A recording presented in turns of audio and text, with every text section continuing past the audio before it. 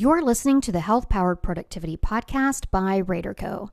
I'm Marcey Rader, keynote speaker, consultant, and your host on high performance.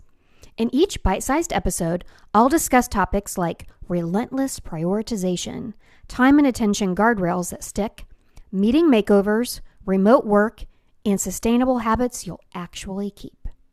Share this with your team or use it as pre-work before your next meeting. Let's take the shame out of not reading. Because if reading feels hard, it's not because you're lazy, undisciplined, or incapable of focus.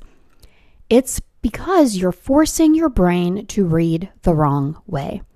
And that's especially true for people who are neurodivergent or have ADHD. People with ADHD don't fail at reading. They fail at forcing themselves into a reading system that was never designed for their brain. So today, we're going to redesign the system. And here's the reframe that could change everything. Reading is not a sit still, silent, 30-minute activity. Reading is an input system. And any productivity problem that feels personal is usually a design problem. When reading relies on discipline, it feels exhausting. When reading relies on design, it becomes sustainable. As someone that loves to read and averages about 50 books a year, here's something that might surprise you. So I can focus and read for a long time, but I still design reading to feel easy. I read most books on my Kindle unless they're given or gifted to me, and I have the setting on in the bottom lower left-hand corner that shows how many minutes are in a chapter. And I love seeing chapters that say 3 minutes, 5 minutes, 6 minutes. That feels approachable. Now here's the funny part.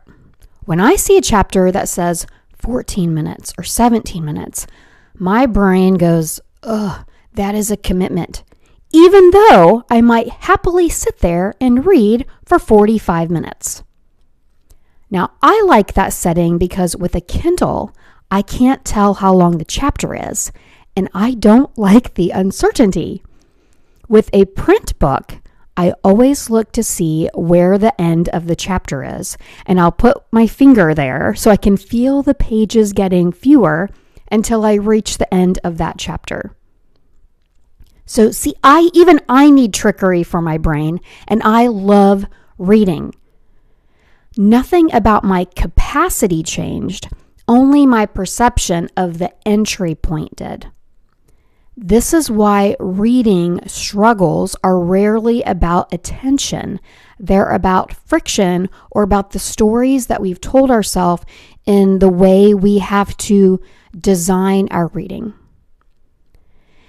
And this is also why all of my books, from Hack the Mobile Lifestyle, Beyond Travel, Work While Play More, Reclaim Your Workday, they're all designed the way they are. Every chapter has levels or categories or subsections inside them. You don't have to read the whole chapter, ever. You can read one section. You can read one level. Because if someone only has the energy for a small bite, I want them to still win. And completion of any of the books, optional. None of my books require reading end to end. None of them. Or even an entire chapter. And Work Well, Play More is designed to be read over the course of a year. It is divided into 12 months. And I would rather somebody take the full 12 months and actually do the things within the month than just read the whole book in 2 weeks. So there are some experts that will say, have goals of pages or minutes. And if you consider the goal of pages versus minutes read, So even though I use the minutes feature in my Kindle, it's not to track how many total minutes I've read. So please don't be confused there. This is about setting a goal or habit of reading.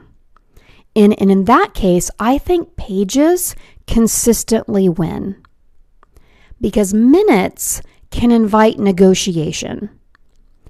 And 5 minutes can turn into checking the clock. How many minutes left? How many minutes left?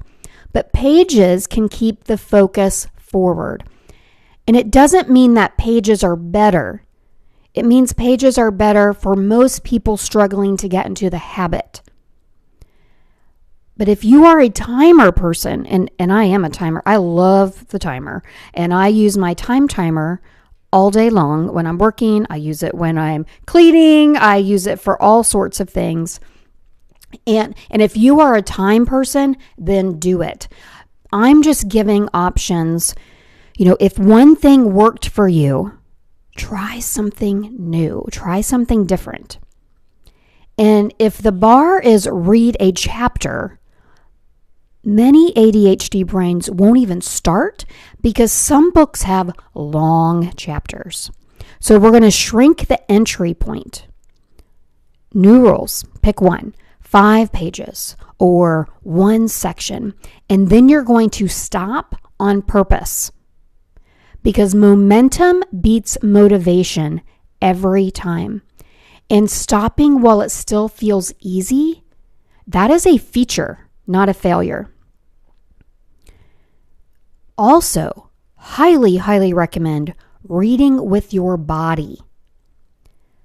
Stillness can kill focus for many ADHD brains, but movement regulates attention. And even though I do not have ADHD, I find that moving while I'm reading really helps me. I can hula hoop and read at the same time, and that's my go-to. I can read for like 45 minutes to an hour while I'm hula hooping and never drop my hoop. And it's just meditative. I don't have to think about it. I'll also read. I have a Fit bike, and Fit bikes are different than stationary bike. I mean, it is a stationary bike, but it's not like an exercise bike where I'm leaning forward and everything. It actually has a back. It has a top that is made for laptops. It's a rubberized feature. I'll put the link in the show note and in the show notes, and I will read on that. I will also read while stretching or foam rolling on the floor. Other great options could be walking outside if it's somewhere that's safe.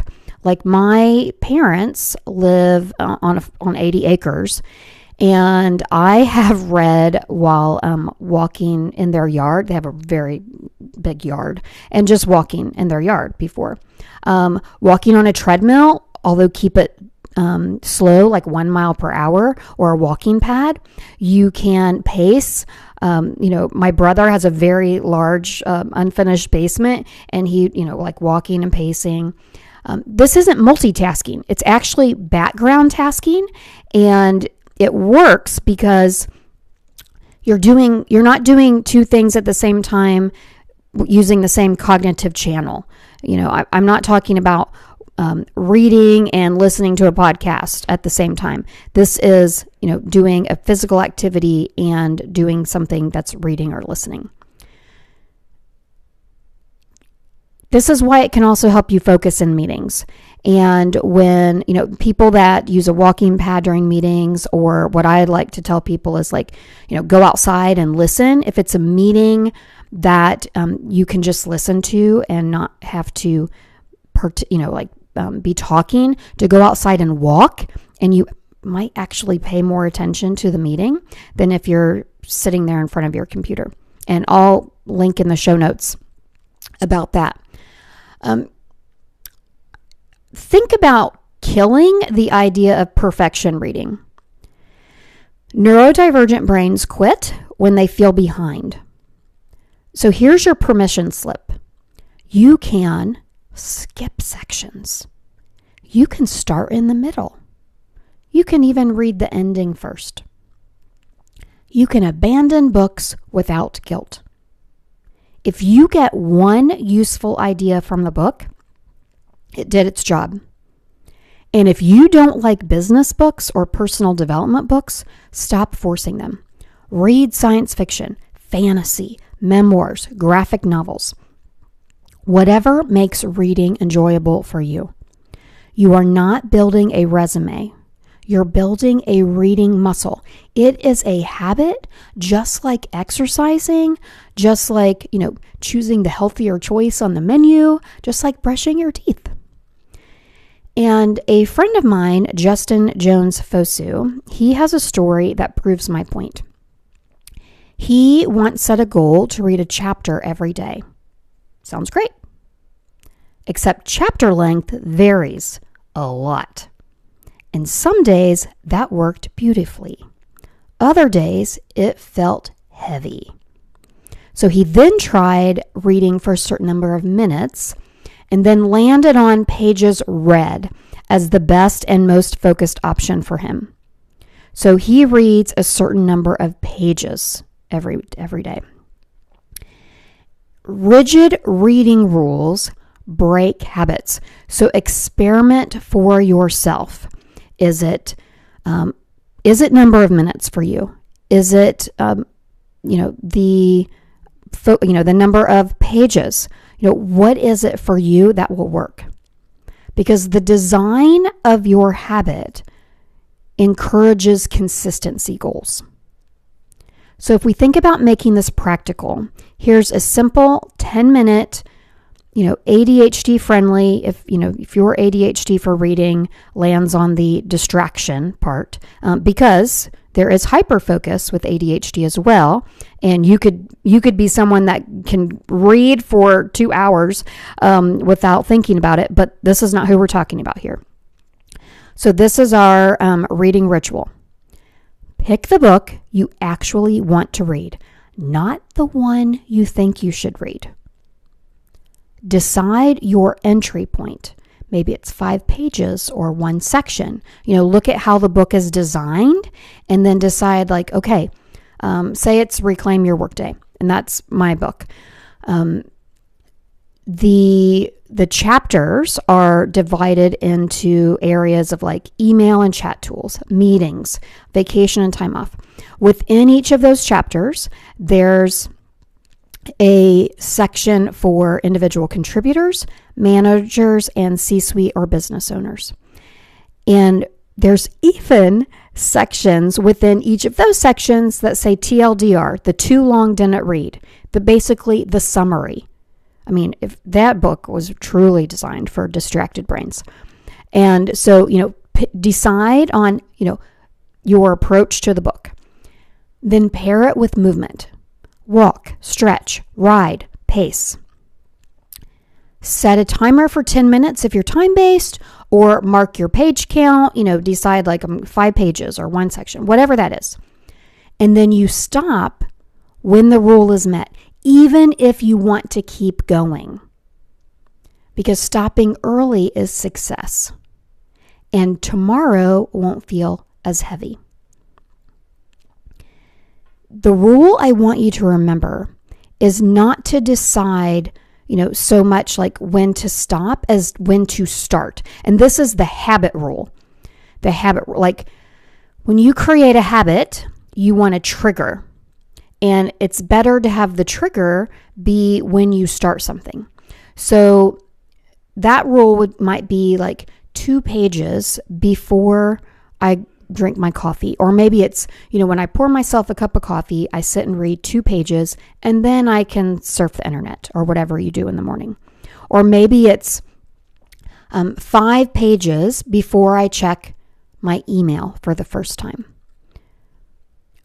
Reading goes before something else, ideally early in the day, because if you wait until the end of the day, decision fatigue and exhaustion will always win. And so it's not I'm going to do this and then I'm going to read. It's deciding when to start. All right. If reading feels heavy, it could be that you're carrying some shame around it. Maybe you have a lot of unfinished books. Maybe you have a lot of unread recommendations from your friends, or you're telling yourself that you're not a reader. And that kind of self-talk reinforces that you aren't a reader. And just like describing yourself as, I'm an exerciser, I'm someone who chooses the healthier choice at dinner, saying, I'm a reader reinforces it in your brain. And I take full ownership. I used to refer to people as not readers. My husband, I used to say like, oh, he's not a big reader. My mom, I'd say like, oh, they're not a big reader. I do not use that language anymore. And, that story that you aren't a reader, just let it go. Because, and I've let it go. Because admittedly, I used to be a little judgy about people not reading, but I'm not that way anymore. Because reading is not a moral virtue. Reading is not a personality trait. It is a tool. And tools should fit the hands that use them. The bottom line is focus is not the prerequisite. Designing your reading habit is. Just like you might need to schedule your exercise class with someone else so that they hold you accountable, or you might need to meal prep your lunch the night before so that you don't end up going to fast food. Designing your reading habit or your ritual is the key. And when reading fits the brain you have, it becomes sustainable instead of, a dread. And sustainable always wins. So your assignment is simple. Pick one book you actually enjoy. Design an entry point, 5 pages, or if you like timing, 10 minutes or whatever that is. Pair it with movement. And then stop on purpose. And notice how different reading feels when shame isn't invited to the table. And if this episode helped you rethink reading, share it with someone who thinks they just can't focus. Because chances are they don't need more discipline, they just need a better design. And if you want to start with books set up for distracted brains or people that can't read for a long amount of time, my books, shameless plug, they are perfect for it. If you're into business books, personal development, health and wellness, career growth, Work Well, Play More, productive, clutter-free, healthy living, one step at a time, is 1 chapter a month. So over the course of 12 months. And within each chapter, there are habits and tips for areas of productivity, clutter, and health, and levels of novice, pro, and master. So many different sections. And you can, again, take a whole year to read it. Reclaim your workday. Set up, each chapter is, email and chat, meetings, task management, very different. And then within each chapter, individual contributor, manager, C-suite business owner. And I even have a too long didn't read for each section. So you don't even have to read the meaning or the theory or the philosophy behind the actual techniques. I'll put all the links in the show notes, as well as a couple of other podcast episodes that might be helpful. How I'm able to read so many books a year, and also how to have meetings for neurodivergent brains where everyone wins. And if you end up finding some value from this episode and you pick up a book and finish the way you feel successful finishing it, I would love to hear about it. Thanks for listening to the Health Powered Productivity Podcast. Show notes link to every tool and takeaway. If you got value, subscribe, leave a review, and pass it along to your team. For more bite-sized tools and ways to work with Rader Co., whether through consulting, coaching, or speaking, visit helloraderco.com.